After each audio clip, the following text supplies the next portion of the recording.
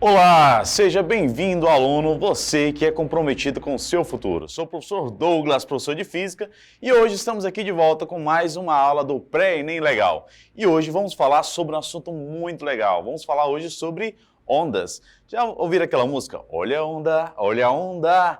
Então, é hoje que a gente vai entender como que funciona essa onda, tá bom? Então vem comigo, vamos lá.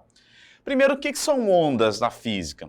Da parte física, a onda ela é qualquer perturbação ocasionada em um determinado espaço-tempo, onde não ocorre o transporte de matéria, somente energia.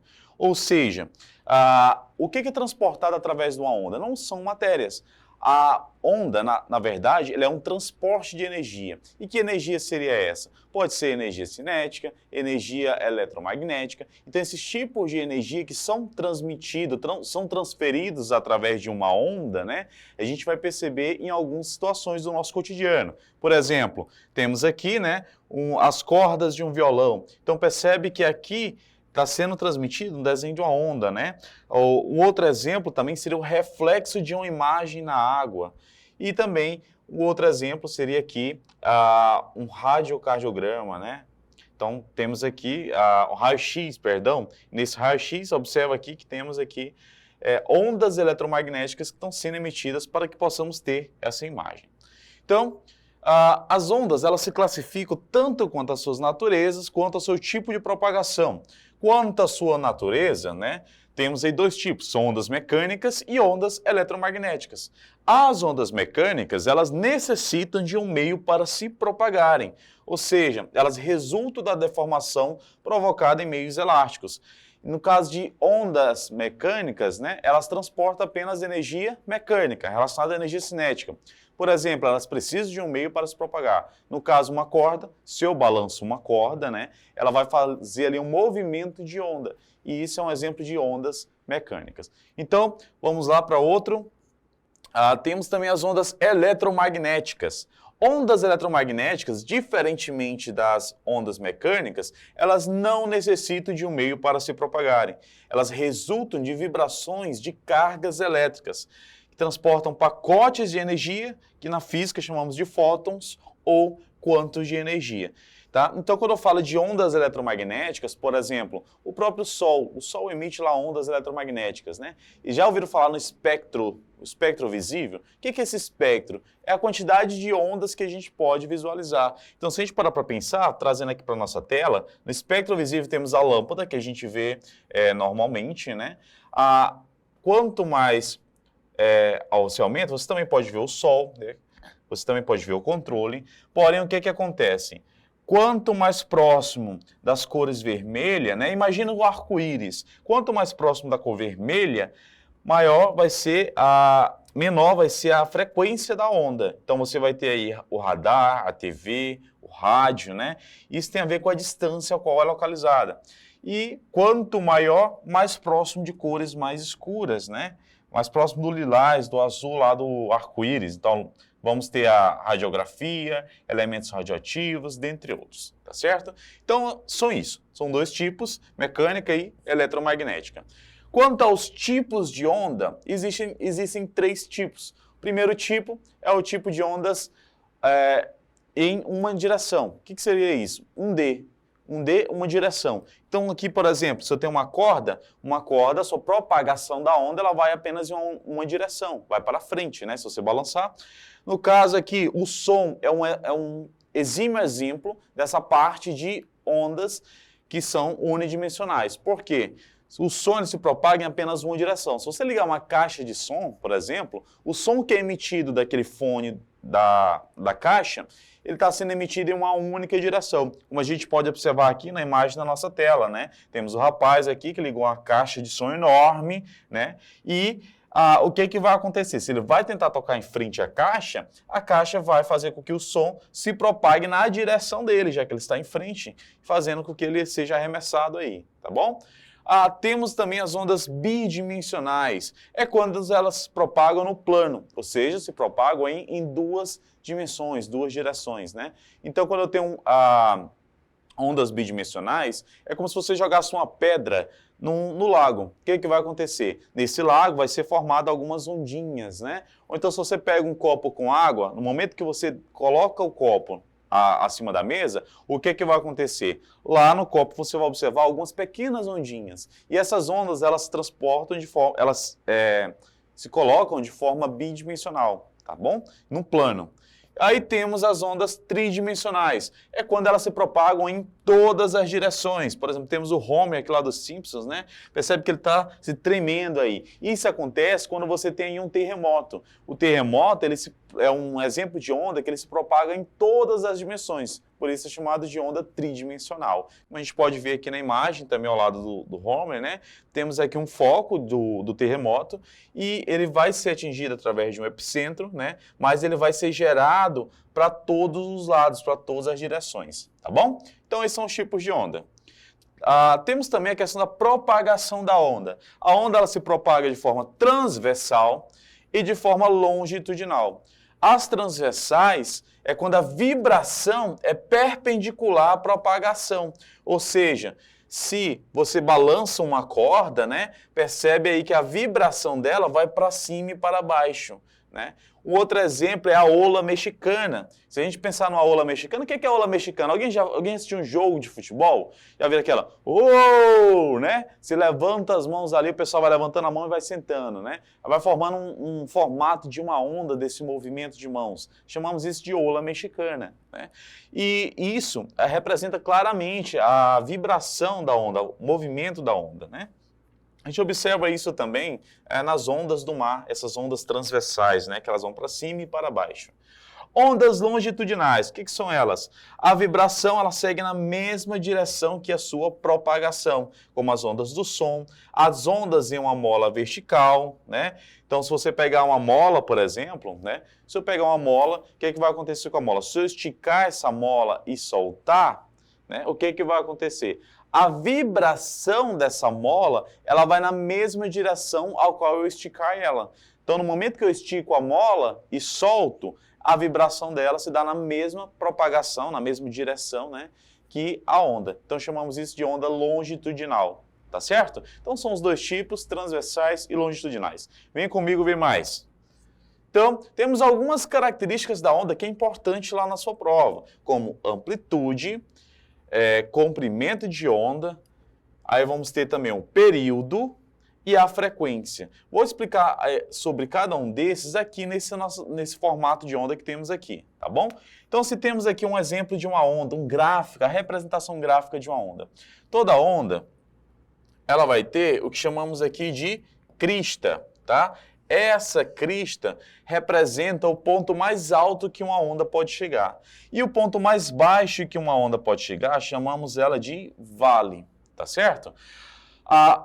O tamanho de uma crista ou de um vale, chamamos aí de amplitude. Então, amplitude é isso, essa distância do tamanho da crista ou do vale, que é essa altura maior e a altura menor da onda, tá certo?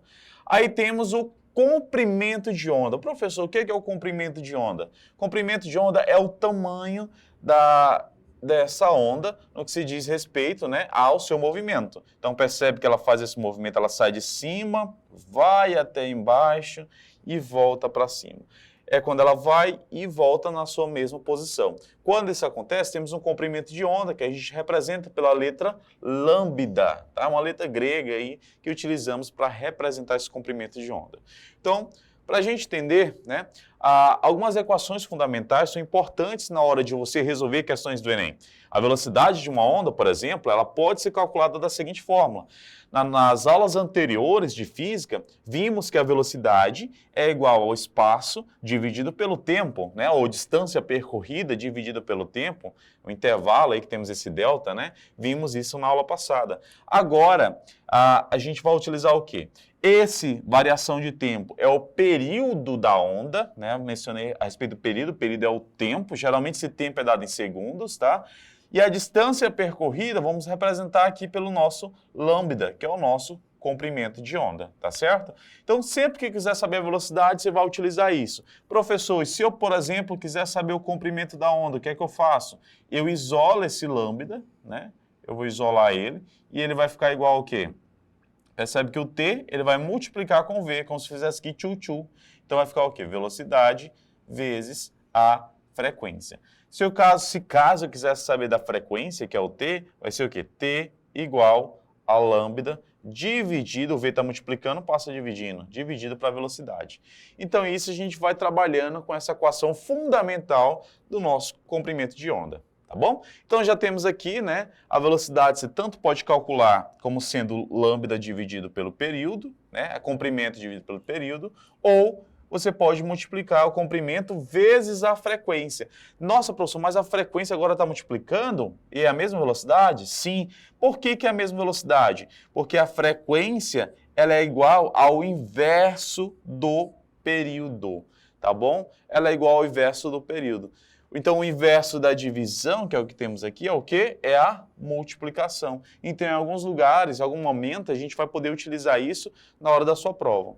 Aí, o que precisamos saber? A velocidade, que é o nosso Vzinho aqui, né? A velocidade, ela é o quê? É medida em metros por segundo. O comprimento, ele é medido em metros, que é o nosso lambda. O F, que é a frequência, ele é medido em hertz, que a gente representa geralmente só Hz. E o tempo, período da onda, é medido em segundos. Tá bom? Então, essas são as equações fundamentais. Temos aqui o período, né? Como eu falei, é o inverso da frequência. Frequência é o inverso do período, um é o inverso do outro. E a nossa equação fundamental de velocidade. Tá bom? Essas são as equações fundamentais de onda. Mas aí eu pergunto a você, e seu coração como que está hoje? Né? Então, a gente sabe que para estudar isso é uma teoria muito bonita e tal, equação, beleza. Mas e aí, como que o Enem cobra isso? Aí eu pergunto a você, como que está seu coração hoje? Tá? Já temos aqui um exemplo de ondas eletromagnéticas aqui, representada aqui no eletrocardiograma, tá bom? Mas agora, vamos agora praticar com as questões do Enem e vem comigo para a gente resolver juntos. Vamos lá. Temos aqui uma questão do caderno amarelo que caiu no Enem do ano passado, 2023, Ciências da Natureza Física, questão 21, que fala o seguinte: na tirinha de Maurício de Souza, os personagens Cebolinha e Cascão fazem uma brincadeira utilizando duas latas e um barbante. Ao perceberem que o som pode ser transmitido através do barbante, resolvem alterar o comprimento do barbante para ficar cada vez mais extenso. As demais condições permaneceram inalteradas durante a brincadeira. Na prática, à medida que se aumenta o comprimento do barbante, ocorre a redução de qual características da onda. Então, a gente vai observar aqui, né, que para resolver essa questão, temos que lembrar que a velocidade da onda, né, é igual ao comprimento de onda vezes a frequência. Então, percebe, se ele está falando aqui, se aumenta o comprimento do barbante, então se eu aumentar esse comprimento, o que é que vai acontecer, né? À medida que se aumenta o comprimento, ocorre a redução de qual características da onda sonora. Então, vai acontecer a diminuição de quem? Se esse aumenta, né? E a velocidade aqui, ela está diretamente relacionada com esse aumento. Se o comprimento aumenta, a velocidade também aumenta. Então, não pode ser letra D, nesse caso, né? O comprimento, obviamente, né? Ele vai aumentar, se eu estou aumentando o comprimento de onda. Outra coisa que a gente observa, a frequência está multiplicando. Aí você deve lembrar, professor, mas não tem uma coisa, a frequência também está aumentando porque é uma multiplicação, né? Então não poderia ser a frequência. Mas tem uma coisa que é o inverso da frequência. A frequência é o inverso de quem? Frequência é igual a 1 sobre T, ou seja, é o inverso do período. Então esse T aqui é T de período. Nesse caso, o nosso gabarito só pode ser quem? Se a frequência está aumentando, quem que é o inverso dela? É o período. Então, o período vai diminuir, que nos dá aqui como gabarito a alternativa letra C, por conta de que o período está diretamente relacionado com quem? Com a amplitude. E o que é a amplitude que a gente viu? É o tamanho que a onda sobe. Então, se a gente parar para pensar, trazendo aqui para a nossa questão, percebe que esse barbante, se ele fizesse aqui aquele movimento de onda, quanto mais eu esticar ela, quem que vai se reduzir? O período. Então, o comprimento ele vai diminuindo, né? Então, temos aqui, nesse caso, né, o período sendo diminuído, então a amplitude ela também vai ter uma diminuição, que nos dá como gabarito alternativa a letra C. Beleza? Então, Questão caiu ano passado, questãozinha do Enem. E vamos para outra. Temos aqui outra questão do Enem também, questão 95, ano passado, que fala a respeito aí de que informações digitais são gravadas em discos ópticos, como CD e DVD. Hoje em dia nem se usa mais, né? A gravação da leitura dessas informações são realizadas por um laser. E diz quanto menores as dimensões dessas cavidades, mais dados são armazenados na mesma espécie do disco. Então, o fator limitante para a leitura de dados é o espalhamento da luz pelo efeito de difração, fenômeno que ocorre quando a luz atravessa um obstáculo. Aí ele pergunta, em qual região espectral se situa o comprimento de onda do laser que otimiza o armazenamento e a leitura de dados em disco de uma mesma área? Se a gente parar para analisar, né, estão falando aqui de menores comprimentos de onda. O que é o espectro eletromagnético que a gente viu? Tem um espectro visível, aí tem aqueles que a gente não visualiza, né? Que é o quê? Raios ultravioletas, raio-x, raio gama, aí tem micro-ondas, rádio, como a gente mencionou. O que é que a gente observa nessa imagem? Quanto menor o comprimento da onda, né, que é essa direção para cá, percebe que raio-x e raio gama são menores, né? O comprimento é aquela distânciazinha. Quanto menor o comprimento da onda, ele fala em qual região se situa o comprimento da onda que otimiza o armazenamento e a leitura de dados do disco de uma mesma área. Ou seja, ela está sendo menor quando a gente vai indo em qual direção? Vai indo na direção de cores mais frias. Então, essa gabarito daqui só pode ser alternativa o quê?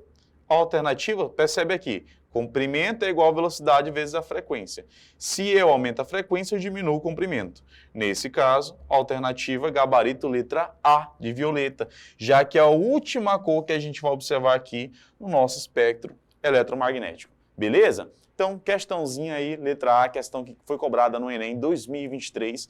E a gente precisa entender que quanto mais quente for a cor, maior vai ser o comprimento de onda. Quanto mais fria for a cor, menor é o comprimento de onda, tá certo? Então, vem comigo agora para a gente resolver mais uma questão do Enem. Mais uma questão que também caiu no Enem de 2023. Olha só, quanto que isso foi cobrado no nosso último Enem, né? Temos aqui a questão que fala, é comum em viagem de avião sermos solicitados a desligar os aparelhos cujo funcionamento envolva a emissão ou a recepção de ondas eletromagnéticas como celulares. A justificativa dada para esse procedimento é, entre outras coisas, a necessidade de eliminar fontes de sinais eletromagnéticos que possam interferir nas comunicações via rádios dos pilotos com as torres de controle. Essa interferência poderá ocorrer somente se a onda emitida pelo celular e as recebidas pelo rádio do avião forem iguais, né? Nesse caso aqui, o que é que a gente observa, né? Temos a frequência da onda que é medida em hertz. Para que se tenha essa questão da interferência, né? Essa interferência ela poderá ocorrer somente se as ondas emitidas pelo celular e recebidas pelo rádio do avião, e aí forem o quê? Forem ambas audíveis, tiver a mesma potência, a mesma frequência, a mesma intensidade. Aqui estamos falando de quê? Kilohertz. Hertz eu estou me referindo a quem? A uma quilo. Primeiro que quilo é igual a 1000, né? Primeiro que quilo é igual a 1000. Se eu estou falando de hertz, é a medida de frequência. Então, a cada quilo que você tiver, você tem 1000 hertz. Então, no caso aqui, temos aqui 600 kHz, 600 mil hertz. Aqui também vai ser 800 mil e aqui também vai ser 1 milhão. Nesse caso, elas devem ter o quê? Estão falando de frequência? Então, tem que ter a mesma frequência. Então, se a frequência que você recebe no seu celular, né, lá no avião, se a frequência que você recebe no seu celular, ela for igual à frequência emitida pelo rádio controle do avião, o que é que isso pode gerar? Pode gerar uma falha, uma interferência na comunicação do piloto, né, com o pessoal do controle lá da via aérea, e isso pode gerar, desencadear até mesmo um possível acidente, né, aéreo, que é algo que a gente precisa evitar. Então, por muitas vezes, se pede que desligue o celular na hora que você estiver no avião. Entendido? Tá certo? Então, é sempre a mesma frequência. Se tiver a mesma frequência, significa que não pode. Beleza? Então, bora lá. Questãozinha do Enem, mais uma para a gente finalizar essa parte aqui de ondas, né? Essa parte inicial. E temos aqui uma questão de 2021, que fala que o eletrocardiograma, né? Já perguntei sobre o seu coração hoje, ele é um exame cardíaco que mede a intensidade dos sinais elétricos advindos do coração. A imagem apresenta o resultado típico obtido em um paciente saudável e a intensidade do sinal VEC em função do tempo. Tá certo? Então, de acordo com o eletrocardiograma apresentado, qual foi o número de batimentos cardíacos por minuto desse paciente durante o exame? Então, temos aqui um gráfico, né? E esse gráfico representa aqui a intensidade do sinal e queremos saber qual foi o número de batimentos cardíacos por minuto baseado nesse gráfico. Observa que esse gráfico, primeiro, temos aqui a distância do comprimento da onda, né? Esse comprimento de onda, precisamos saber quanto que equivale. Temos aqui o tempo, que é essa direção, né? Percebe que aqui temos indicado que mede 0,2 segundos, só um quadrinho desse. Se daqui para cá temos um total de 5 quadrinhos, e aqui é só 0,2, apenas um quadrinho, então se eu pegar o quê? Se eu pegar os 5, eu vou ter o quê? 0,2 vezes 5, que é igual a 1. Então, temos aí um total de 1 segundo. Então, eu posso dizer, nesse caso, que uma batida equivale a 1 segundo. Tá? Então, um batimento, né, equivale a 1 segundo. Nesse caso, eu quero saber o quê? Eu quero saber, e em 60 segundos, vamos ter quantos batimentos? É isso que a questão quer saber, qual foi o número de batimentos cardíacos por minuto, já que um minuto tem 60 segundos. Nesse caso aqui temos uma regra de 3, é só você fazer aqui, tchu-tchu. Então, vamos ter o quê? X vezes 1, que é X, 60 vezes 1. Então, nesse caso, teremos aqui 60 batidas, que equivale aí a 1 minuto, né? Nesse caso, nosso gabarito vai ser o quê? Letra B de Benson, né? E existe outras formas de resolver? Existe. Se você fosse utilizar para a fórmula, né? Sabemos que aqui temos um eletrocardiograma e temos a frequência dele. E a frequência é o inverso do período. Se o período equivale a 1 segundo, se você divide 1 por 1, você vai ter aí 1 Hz, que é a frequência, né? Nesse caso, era só multiplicar por 100, por 60, já que o minuto tem 60 segundos, multiplica pelo tempo, né? E você vai ter aí 60 batimentos por minuto, que é BPM, gabarito de fato, comprovado, letra B, questãozinha do Enem, né? Caiu aí bastante, caiu em 2021, percebe que só ano passado foram 3 questões, então é um conteúdo muito importante para a sua prova e desejo a você muito sucesso, bons estudos e até mais!